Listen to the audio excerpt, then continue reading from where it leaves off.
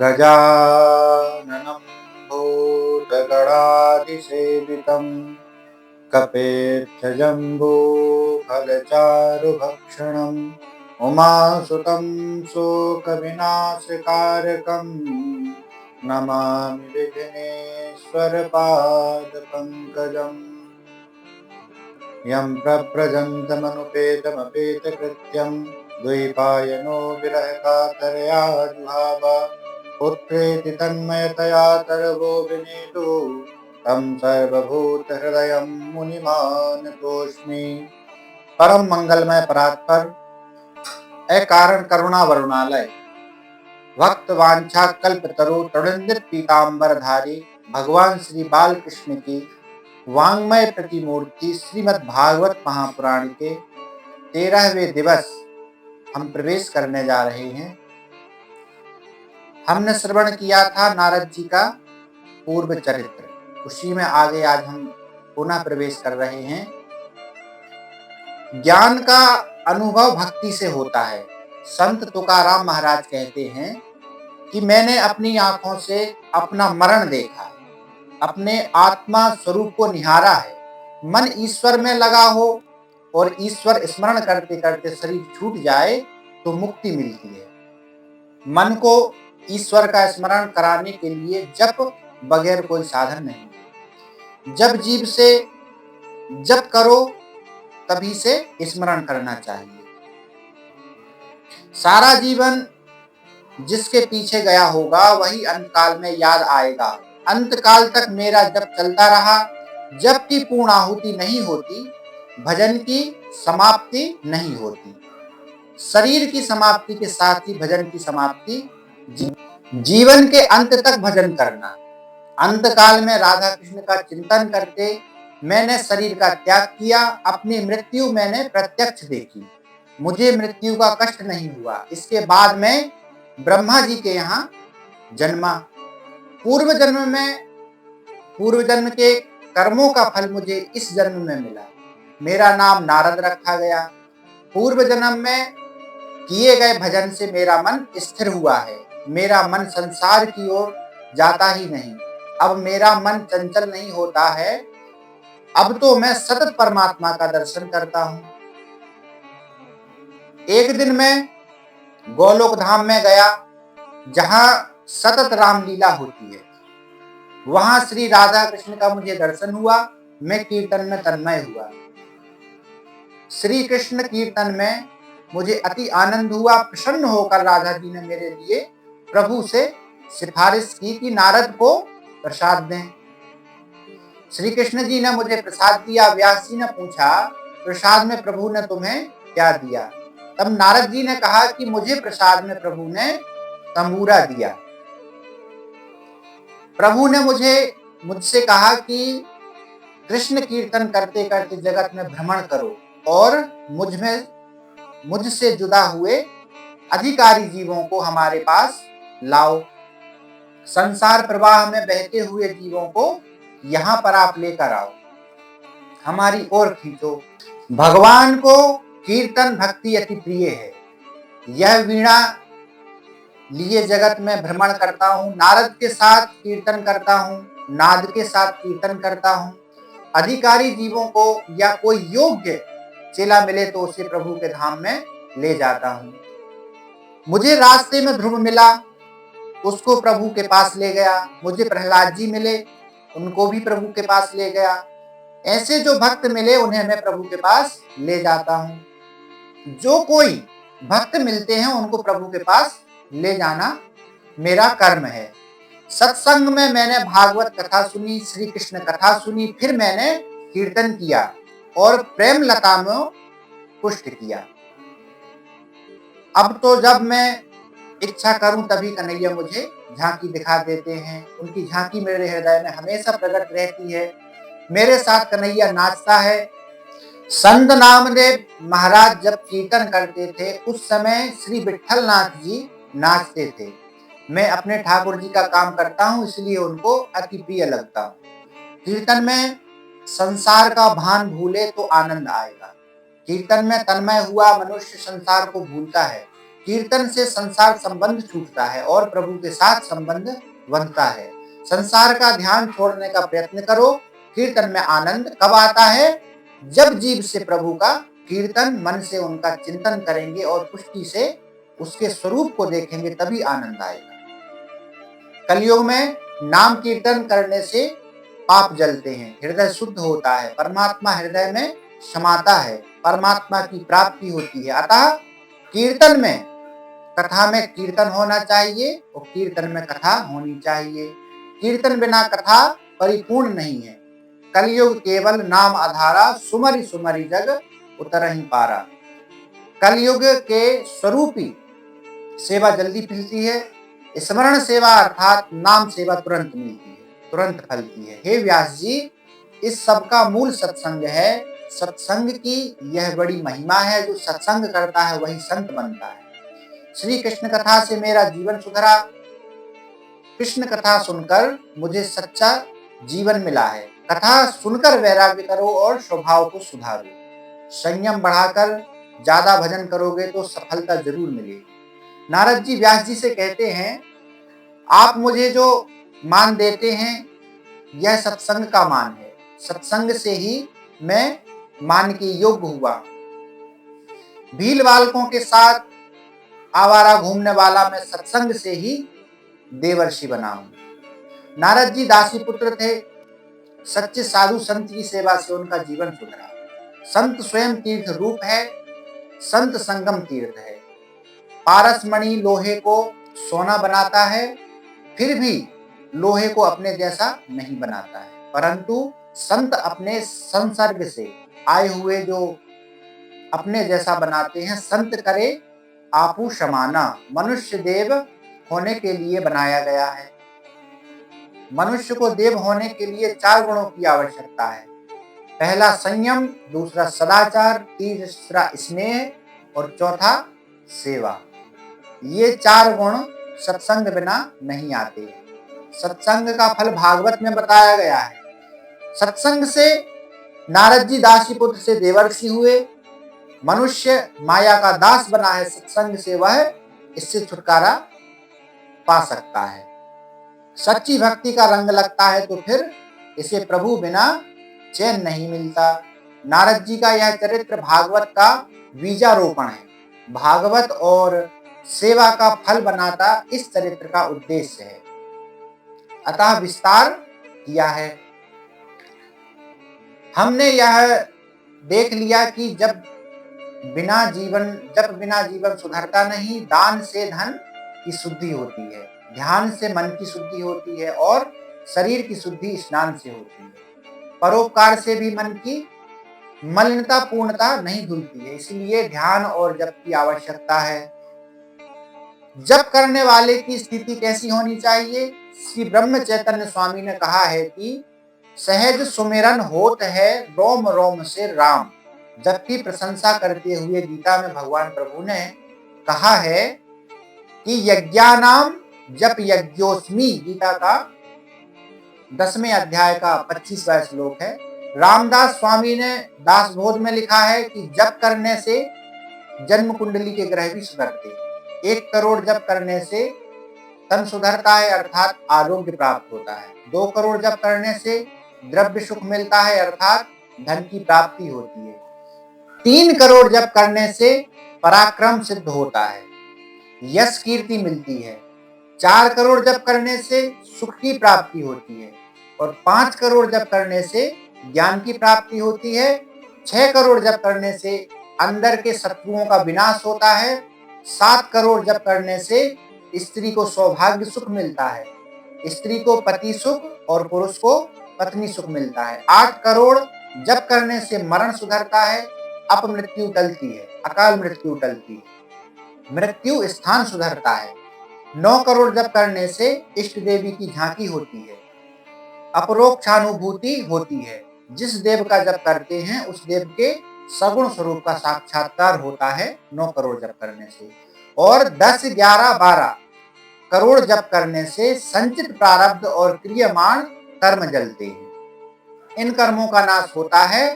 तब 13 करोड़ जप करने से भगवान का साक्षात दर्शन होता है। नारद जी व्यास जी से कहते हैं कि अब आप ऐसी कथा करो जिससे सुनने वालों का पाप जले, उनका हृदय पिघले। आपने अब तक ज्ञान प्रधान कथा बहुत की है, परंतु अब प्रेम प्रधान कथा करें कि जिससे सबके हृदय में कृष्ण प्रेम प्रकट हो। कथा का तात्पर्य नारद जी ने बताया है। कथा सुनने से प्रभु के प्रति प्रेम जागे और संसार के विषयों के प्रति वैराग जागे तो कथा सुनी कहलाती है। नारद जी ने व्यास जी को ऐसी आज्ञा दी है कि कृष्ण प्रेम में लीन होकर कथा करोगे तो आपका और सबका कल्याण होगा। व्यास जी ने कहा है कि आप मुझे ऐसी कथा सुनाएं। नारद जी कहते हैं, आप ज्ञानी हैं, आप लिखिए। बहिर्मुख इंद्रियों के अंतर्मुख करने से समाधि ईश्वर के समीप पहुंचती है। ईश्वर के साथ एक होना समाधि है, ईश्वर में लीन होना ही समाधि है। नारद जी जब तक नहीं मिले, नारायण का दर्शन होता नहीं है। संसार में आने के बाद यह जीव अपने स्वरूप को भूलता है। कोई संत कृपा करे तब जीव को अपने स्वरूप का भान होता है, स्वरूप का याद आता है। व्यास नारायण को भी नारद जी की जरूरत पड़ी थी। इसके बाद नारद जी ब्रह्मलोक में सिधारे हैं। व्यास जी ने प्राणायाम से दृष्टि अंतर्मुख की। वहां हृदय गुफा में बाल स्वरूप कृष्ण भगवान के दर्शन हुए। व्यास जी को सब लीलाओं का दर्शन हुआ। व्यास जी को नारद जी ने स्वरूप का भान कराया था। इसके परिणाम स्वरूप व्यास जी ने श्रीमद् भागवत कथा की रचना की। श्रीमद् भागवत कथा की रचना की। भागवत में तत्व ज्ञान भी बहुत है, परंतु इसका प्रधान विषय तो प्रेम है। दूसरे पुराणों में ज्ञान, कर्म, आचार, धर्म आदि प्रधान है, परंतु भागवत पुराण में प्रेम प्रधान है, भक्ति प्रधान है। वाल्मीकि रामायण आचार धर्म ग्रंथ है, जबकि तुलसी रामायण भक्ति प्रधान ग्रंथ है। वाल्मीकि जी को अपने जन्म में कथा करने से तृप्ति नहीं हुई। भगवान की मंगलमय लीला कथा का भक्ति से प्रेम पूर्वक वर्णन करना बाकी रह गया, इसीलिए उन्होंने कलयुग में तुलसीदास के रूप में जन्म लिया। कली कुटिल जीव निस्तार हित वाल्मीकि तुलसी भयो। वेद स्वीकृत भागवत का यह फल है। यह तो सबको विदित है कि वृक्ष की छाल तथा पत्तों में जो रस होता है, उससे वृक्ष के फल में विशेष रस होता है। परिपूर्ण रसपूर्ण श्रीमद् भागवत कथा रूप फल का मोक्ष मिलने तक आप बार बार पान कीजिए। पिबत भागवतम रसमालयम, भागवत जी के पहले स्कंद के पहले अध्याय का तीसरा श्लोक है। जब तक जीव और ईश्वर का मिलन ना हो जाए, तब तक इसे प्रेम का पान करना चाहिए। ईश्वर में जब तुम्हारा लय ना हो जाए, जब तक इस प्रेम रस का पान करो, भागवत का आस्वादन किया करो। भागवत रस का पान करो वेदांत अधिकारी के लिए और सबके लिए नहीं है। वेदांत सरल भी नहीं है। वेदांत त्याग की आज्ञा करता है। वेदांत कहता है कि सर्व त्याग करके भगवान के पीछे पड़ो, जबकि संसारियों से कुछ छूटता नहीं है। ऐसे में ऐसों के उद्धार के लिए कौन सा उपाय है, तो बताया है श्रीमद् भागवत महापुराण। त्याग ना कर सको तो कोई हर्जा नहीं, परंतु अपना सर्वस्व ईश्वर को समर्पण करो और अनासक्त रहकर ही उसे भोगो। व्यास जी ने ब्रह्म सूत्र बनाया, योग दर्शन पर भाष्य रचा, परंतु उनको लगा कि कलयुग के मानव भोग परायण होंगे और उसी कारण उनसे इस योग में प्रवृत्ति नहीं हो सकेगी। उनके लिए करुणा करके यह भागवत शास्त्र रचा। परीक्षित को निमित्त बनाकर संसार में फंसे लोगों के लिए व्यास जी ने यह भागवत कथा की रचना की है। भागवत कथा खासकर संसारियों के लिए है। श्रीमद् भागवत के अधिकारी खासकर संसारी ही हैं। इस भागवत पुराण को संसारियों पर करुणा के कारण श्री सुखदेव जी ने वर्णन किया है, परंतु प्रभु प्रेम के सिवा सुख ज्ञान की शोभा नहीं। यह बताने का भागवत का उद्देश्य है। भक्ति के बिना ज्ञान की शोभा नहीं।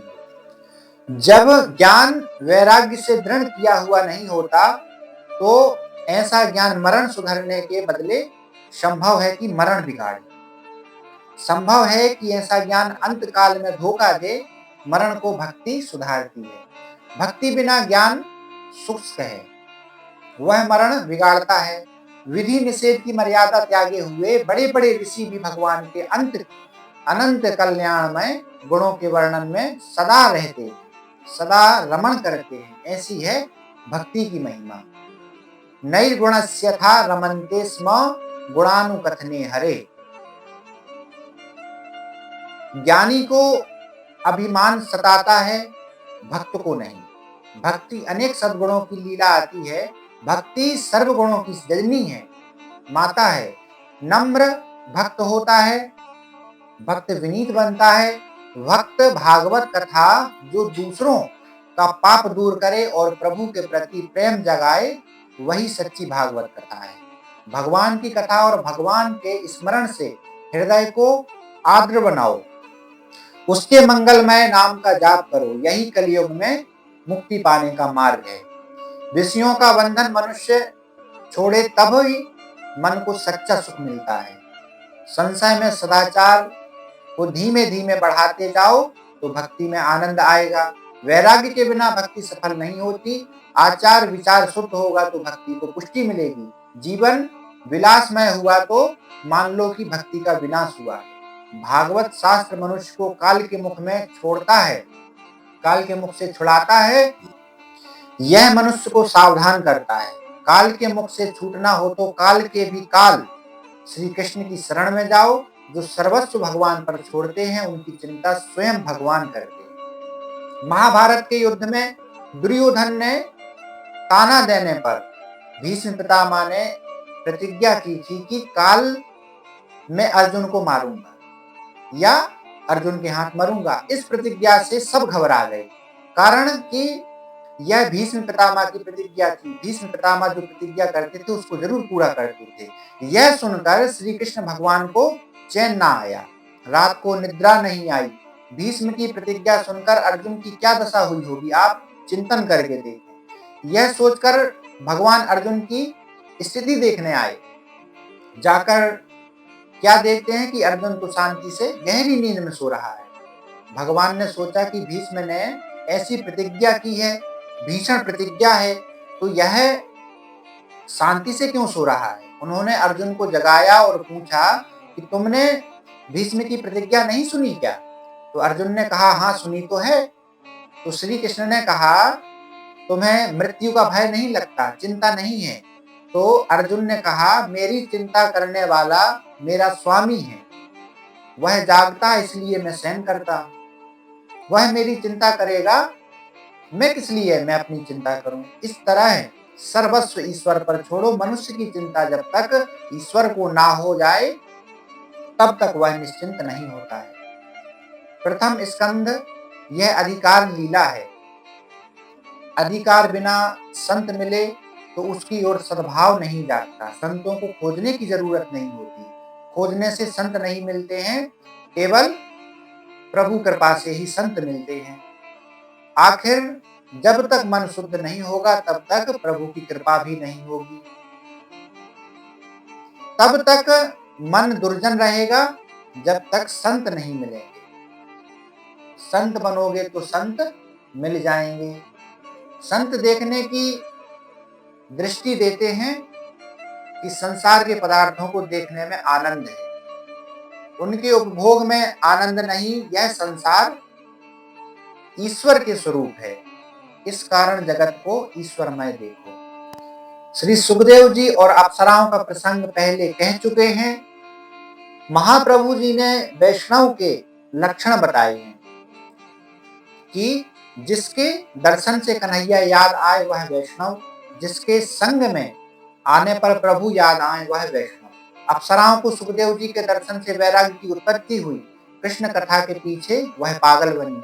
जगत में संतों का अभाव नहीं है परंतु सद शिष्यों का अभाव है। जिसका अधिकारी सिद्ध हुआ है उसे संत पुरुष मिल जाते हैं। मनुष्य संत बनता है तभी उसे संत मिलते हैं। संत बनने से पहले संत मिले तो उसमें सद्भाव नहीं बनता। जिसकी आंखें में ईश्वर है वह सर्व में मनुष्य का अनुभव करता है। इस जगत में निर्दोष एक परमात्मा ही है, ईश्वर के सिवा कोई निर्दोष नहीं है। संतों में कोई एकाध दोष होगा, कारण पूर्ण सत्व गुण प्रकट होने पर तो वह जीव इस शरीर में नहीं रह सकता, ईश्वर से यह अलग नहीं रह सकता। यह ब्रह्मा जी की सृष्टि गुण दोष से भरी हुई है। जगत में सब प्रकार के कोई सुखी नहीं है, किसी प्रकार से भी ना तो सुखी हो सका है और ना ही रह सका है। यदि सर्व प्रकार से कोई सुखी है तो वह सुख का भान भी नहीं भूल बैठेगा। आज की कथा को यहीं विश्राम करते हैं। कल की कथा में हम श्रवण करेंगे भागवत के 2 श्लोकों के श्रवण से सुखदेव जी का चित आकर्षण। कैसे सुखदेव जी आए श्रीमद् भागवत कथा सुनने के लिए व्यास जी से। राधे राधे।